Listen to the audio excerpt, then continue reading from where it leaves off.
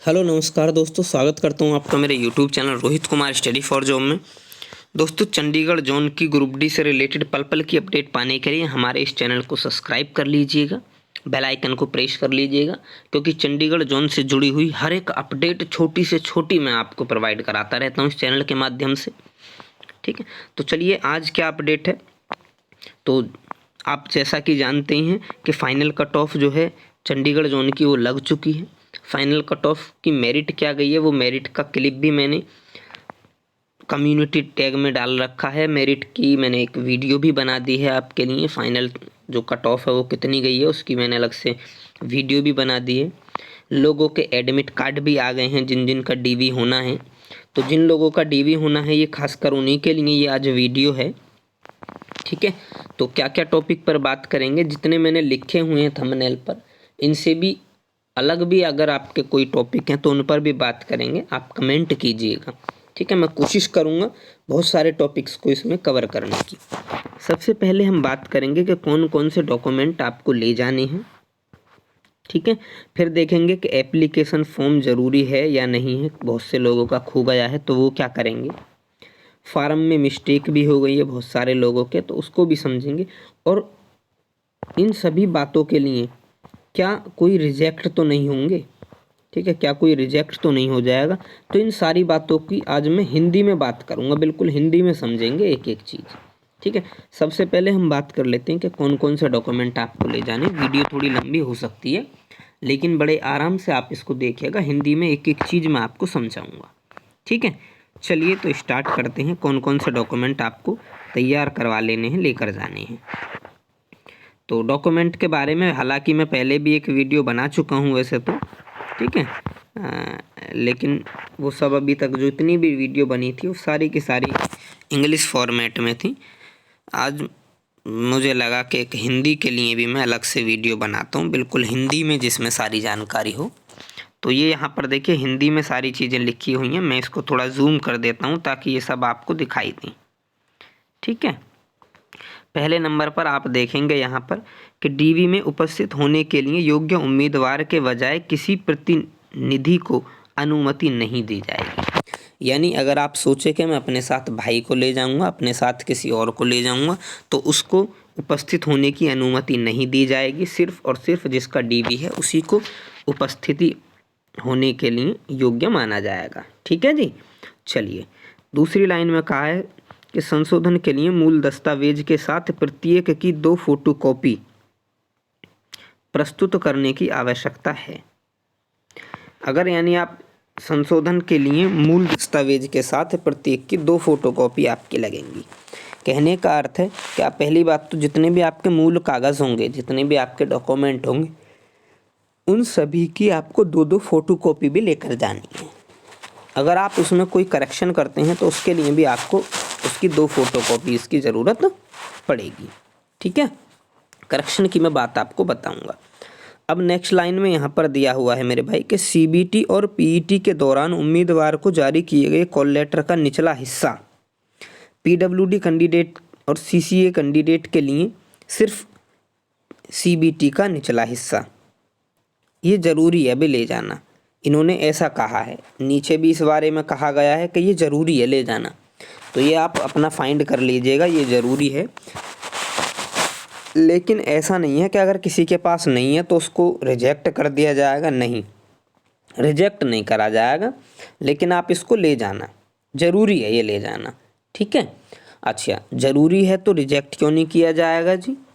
तो भैया रिजेक्ट इसलिए नहीं किया जाएगा कि उसकी कुछ और भी प्रमाण होते हैं कि आपने सीबीटी दिया है और आप सीबीटी क्वालिफाइड हैं, इसलिए रिजेक्ट तो नहीं किया जाएगा। बस ये मांगा गया है आपसे। अगर ये नहीं है और इनकी पीडीएफ है आपके पास तो पीडीएफ का आप एडमिट कार्ड ले जाना। ठीक है, पीडीएफ निकलवा के एडमिट कार्ड को आप ले जा सकते हैं। अगली लाइन है आयु प्रमाण पत्र, जैसे 10वीं, मैट्रिक्स, जन्म प्रमाण पत्र, स्कूल प्रमाण पत्र में जन्म तिथि का संकेत। जन्म प्रमाण पत्र के लिए आपको डॉक्यूमेंट लेकर के जाने हैं जिससे भी आप उसको प्रमाणित कर सकें। जन्म प्रमाण पत्र के लिए इन्होंने हालांकि मना कर दिया था कि भाई जन्म प्रमाण पत्र को हम वैलिड नहीं मानेंगे। तो मोस्टली इसमें सारे बच्चे क्या लेकर जाते हैं, 10th की मार्कशीट लेकर जाते हैं, सनद लेकर जाते हैं। अब तो सनद और मार्कशीट एक ही हो गई है, सर्टिफिकेट वगैरह सब एक ही मार्कशीट आने लगी है, नई मार्कशीट जो है। तो 10th की आपको मार्कशीट से ही इसमें आयु प्रमाण पत्र का काम आपका चल जाएगा। ठीक है, अगली लाइन में क्या है जी, अगर हम अगले को देखें तो इसने कहा है कि भैया Aadhaar card, voter ID card, PAN card, driving licence या पासपोर्ट जैसी वैध फोटो पहचान पत्र आप लेकर जाएं।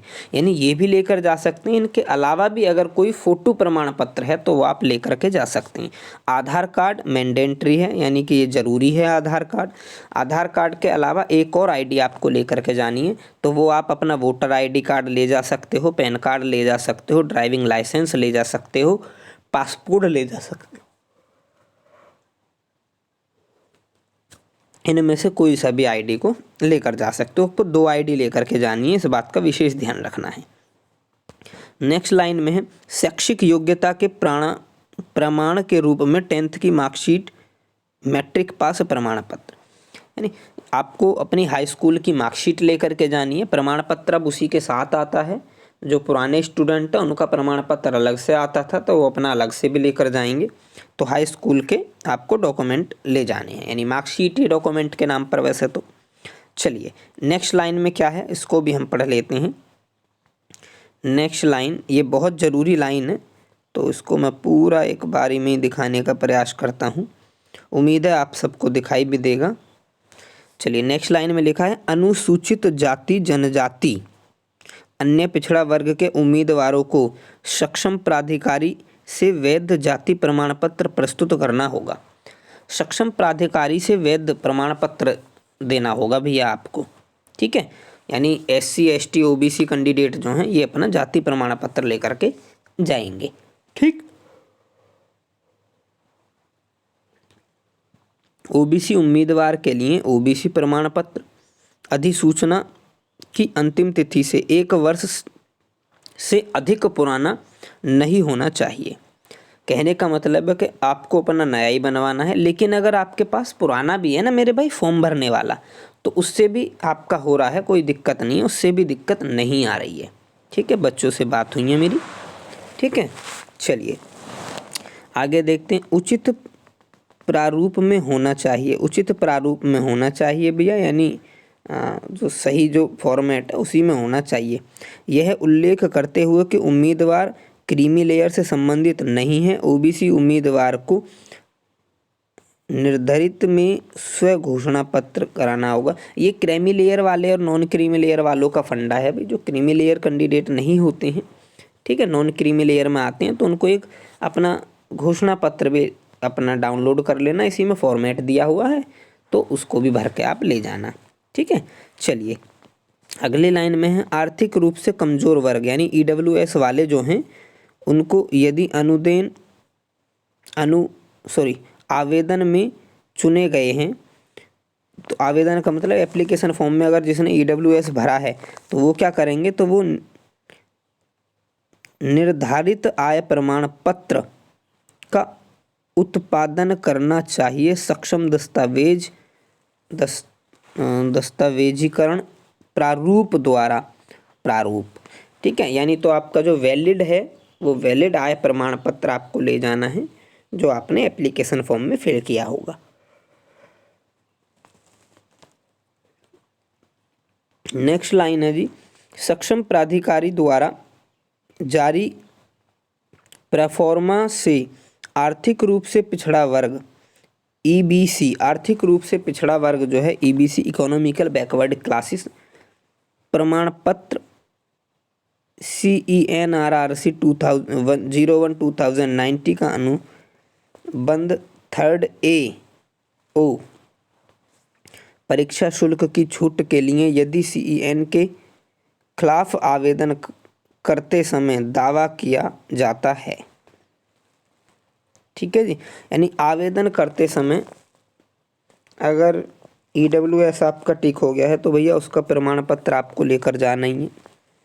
ठीक है, और ये बहुत सारे लोगों का डाउट है कि ये गलती से टिक हो गया है जी, तो गलती से टिक होने वाले क्या करेंगे, एफिडेविट बनवा कर ले जाएंगे भैया। ठीक है, चलिए आगे हम देखते हैं, अल्पसंख्यक समुदाय के उम्मीदवार और गैर न्यायिक स्टाम्प पेपर के परीक्षा शुल्क की छूट के लिए स्वघोषणा। अल्पसंख्यक वाले जो हैं वो अपना स्वघोषणा पत्र लेकर के जाएंगे। पीडब्ल्यूडी उम्मीदवार को अधिसूचना CENRRC 01/2019 में उल्लेखित प्रारूप में अपना विकलांगता प्रमाण पत्र लाना चाहिए। ठीक है, तो जो पीडब्ल्यूडी कैंडिडेट ने उनको अपना विकलांगता प्रमाण पत्र लेकर जाना है भी, चाहे वो किसी भी कैटेगरी का है।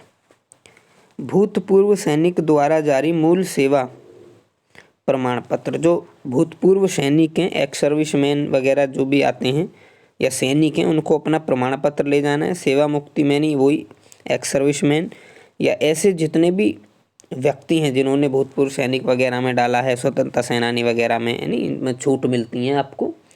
तो इन चीज़ों का अगर आपने डाला है तो इसका आप अपना प्रमाण पत्र लेकर जाएंगे भैया।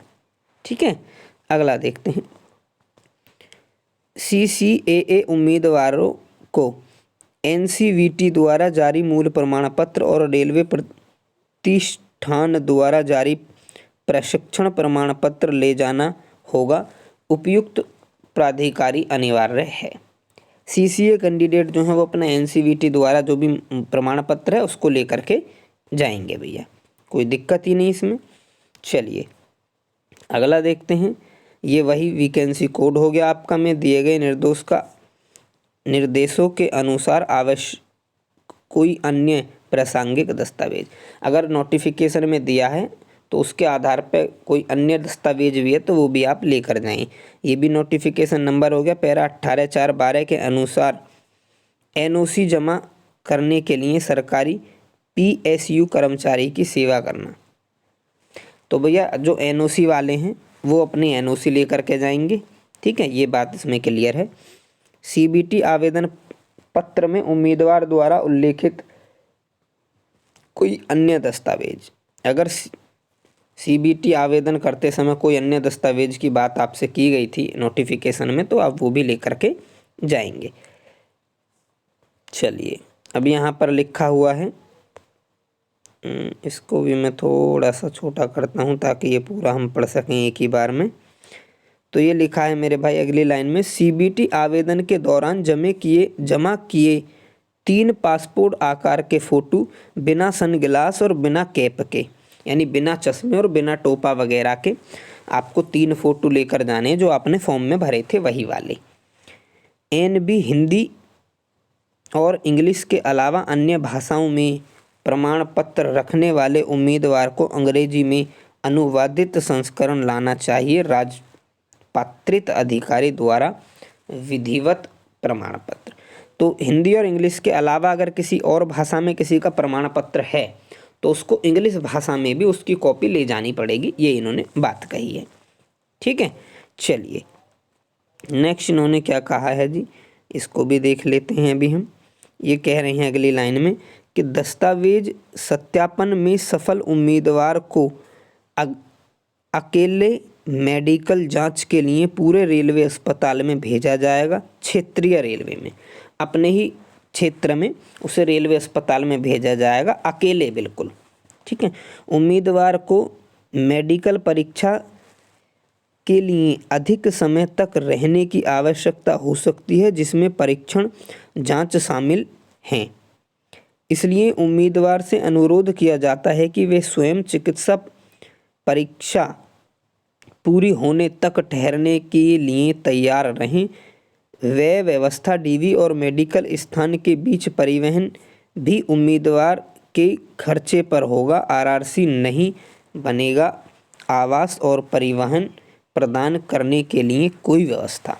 ठीक है, नहीं बनाएगा भी, तो आपको रुकने ठहरने की जो ये व्यवस्था है वो खुद से अपने आप करके आनी है मेरे भाई।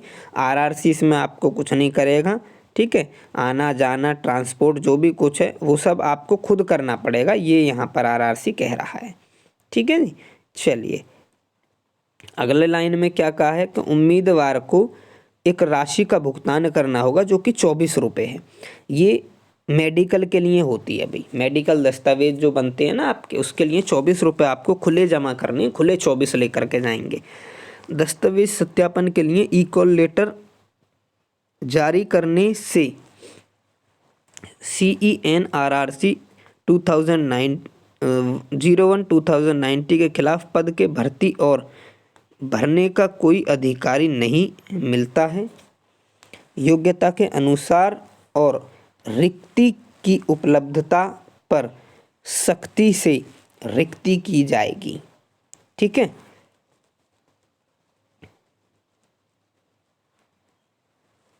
तो ये कहना चाह रहे हैं कि ई कॉल लेटर के आधार पर आपको कोई भर्ती में मतलब उपलब्धता नहीं की जाती। जो मतलब वहाँ का नियम है, योग्यता है, उस योग्यता के आधार पर ही आपके यहाँ पर भर्ती की जाएगी। उम्मीदवार को दस्तावेजों के सत्यापन के लिए ऑनलाइन CBT और PET कॉल लेटर के निचले हिस्से को प्रस्तुत किए बिना प्रवेश करने की अनुमति नहीं दी जाएगी। तो भाई ये बहुत इंपॉर्टेंट लाइन इन्होंने लास्ट में कह दी है, आप इसको समझना कि जो हाफ वो है ना आपका पोर्शन है CBT का और PET का कॉल लेटर का, उसके बिना तो आपको ये अनुमति देने को भी मना कर रहे हैं, ऐसा इन्होंने कहा है। लेकिन अगर किसी के पास नहीं है तो भैया वो घबराएं ना, वो जाएं। और बहुत सारे जोन में इसको अप्लाई कर लिया गया है, जिनके पास नहीं है उनको भी। ठीक है। एप्लीकेशन की भी बात मैं बताऊंगा, बिल्कुल निश्चिंत रहें, सारी बातें इसमें आएंगी। नेक्स्ट लाइन में दस्तावेज सत्यापन की तिथि और स्थान में परिवर्तन के किसी भी अनुरोध को किसी भी परिस्थिति में अनुमति नहीं दी जाएगी। हालांकि अनुपस्थित रहे नामांकित तिथि को ब्लॉक तिथि में DV के प्रदर्शित होने का एक आखिरी मौका दिया जाएगा। के लिए ब्लॉक तिथि जाने के लिए कृपया RRC वेबसाइट पर जाएं। अनुपस्थित उम्मीदवार, तो भाई अगर कोई व्यक्ति, पहली बात तो ये कि डेट और समय में कोई परिवर्तन नहीं किया जाएगा, ना स्थान में कोई परिवर्तन किया जाएगा। जो एडमिट कार्ड पे है उसी में आपके DV होंगे। दूसरी बात, अगर कोई बच्चा अनुपस्थित रह जाता है किसी कारणवश तो उसको एक ब्लॉक डेट दे दी जाएगी, यानी सारे DV मेडिकल ख़त्म होने के बाद एक लास्ट में एक डेट और दी जाएगी। जितने भी अनुपस्थित रहे थे वो उस दिन पहुंच जाएं और अपना जो है DV वगैरह करा लें। ठीक है। तो ये बहुत अच्छी बात है। सभी मामलों में RRC का निर्णय अंतिम और उम्मीदवार के लिए बाध्यकारी होगा। सभी मामले में, चाहे वो कैसा भी कोई सा भी मामला क्यों ना हो जाए, RRC जो भी निर्णय लेगी वो छात्र को मानना पड़ेगा। ठीक है। और वही बिल्कुल सफल फाइनल होगा। जाति अनुसूचित जनजाति के उम्मीदवार द्वितीय श्रेणी में मुफ्त रेल यात्रा के हकदार हैं और उन्हें स्कैन की गई तस्वीर के साथ कॉल लेटर प्रस्तुत करना चाहिए। मांगे जाने पर यात्रा के दौरान जांच के लिए रेलवे अधिकारी उन्हें अपने जाति की एक सत्यापित और मूल प्रति साथ रखनी होगी। यात्रा के दौरान सत्यापन के लिए प्रमाण पत्र। तो भाई ये कह रहे हैं कि जो SC और ST कैंडिडेट हैं उनको आप जानते हैं कि द्वितीय श्रेणी में रेल यात्रा फ्री मिलती है, तो पास मिलता है उसका, तो वो अपना वो फ्री में उसका लाभ उठा सकते हैं, कोई दिक्कत नहीं है उनको। लेकिन उनको अपनी जाति प्रमाण पत्र साथ में ले जाना होगा। ठीक है। और अपना जो एडमिट कार्ड है वो साथ में रखना होगा, तभी उनको ये मुफ्त यात्रा का लाभ मिलेगा। उम्मीद है बात समझ पाए होंगे। चलिए आगे क्या कहा गया है उसको देख लेते हैं। चिकित्सा योग्यता यदि कोई हो के आधार पर विकल्प नियुक्ति के लिए कोई दावा नहीं किया जाएगा। चिकित्सा योग्यता, इसमें भाई आप जानते हैं कि पोस्ट प्रीफरेंस आपका चिकित्सा के आधार पर आपको मिलेगा। तो अगर चिकित्सा अयोग्य व्यक्ति है कोई, ठीक है, तो यदि कोई अगर हो गया है तो उसके आधार पर उसे नौकरी का नियुक्त नहीं मिलेगा, यानी इसको कोई नौकरी नहीं मिलेगी अगर वो किसी स्टैंडर्ड को पास नहीं कर पाता। कहने का मतलब यही है। दस्तावेज सत्यापन का चिकित्सा परीक्षा के लिए बुलाए जाने वाले रेलवे में रोजगार के लिए कोई अधिकारी या गारंटी नहीं मिलती है। मात्र कॉल लेटर जारी करने का मतलब यह नहीं होगा कि रेलवे में नियुक्ति के लिए RRC द्वारा आपकी उम्मीदवारी को अंतिम रूप से मंजूरी दे दी गई है। भाई एडमिट कार्ड आने का मतलब ये नहीं है कि रेलवे ने आपको नौकरी ही दे दी है। ठीक है, इसकी कोई गारंटी नहीं है, इसका तो निर्णय अंतिम होगा। एक अलग से आपको पता ही है, एक लिस्ट जारी होगी जिसमें आपकी पोस्ट वगैरह वो क्लियर हो जाएंगी। ठीक है ना। इसके अलावा केवल मेडिकल में फिट पाए जाने से रेलवे में आपकी नियुक्ति की गारंटी नहीं होती, और मेडिकल में भी अगर आप फिट हो जाते हैं तब भी गारंटी नहीं है अभी नौकरी की। का अंतिम चयन उम्मीदवार पहचान के सत्यापन और मूल प्रमाण पत्रों पद के लिए निर्धारित सभी मानदंडों की संतुष्टि के अधीन होंगे। चिकित्सा परीक्षा मानक जैसे लागू हों।